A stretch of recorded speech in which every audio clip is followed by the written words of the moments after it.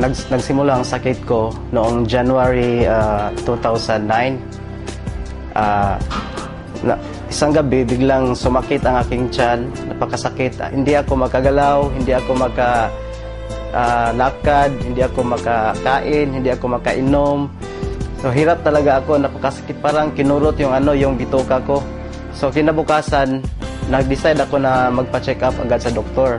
So pagdating ko sa doktor, sabi niya sa akin, kailangan ko raw na mag-ultrasound. So binigyan niya lang ako ng pain reliever. Kaso lalong sumakit, lalong sumakit yung tiyan ko. So kinabukasan, nagpa-ultrasound ako kaagad.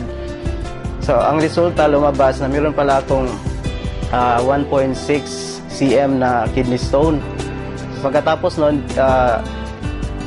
binigay ko ang resulta sa doktor. Binalik ko ang resulta. Sabi ng doktor, kailangan ko daw na magpa-opera.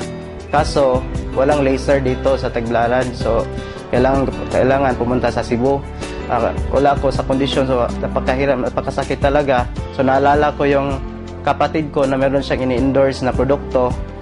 So tinawagan ko siya. Pagkatapos noon, dumating siya, nakita kami. So binigay niya sa akin yung C24/7. So sabi niya sa akin, subukan mo lang yan. Dahil makakatulong yan sa'yo. So sabi niya sa akin, inumin ko raw 6 capsules per day. Ininom ko lang yun. Kinabukasan, naramdaman ko na medyo guminawa yung pakiramdam ko.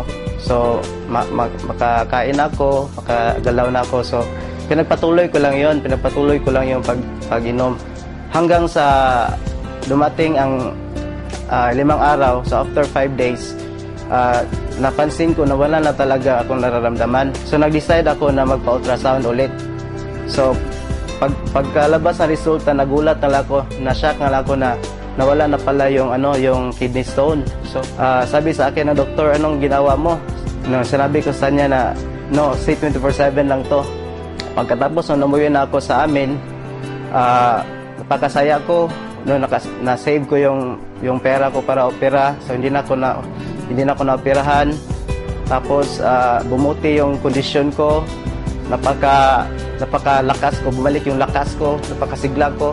So nawala lahat. So laking pasalamat ko unang-una sa AIM Global, dahil kung walang AIM Global, walang C24/7. At sa aking kapatid rin, dahil kung wala siya, hindi ako gagaling, hindi ko masubukan yung produkto.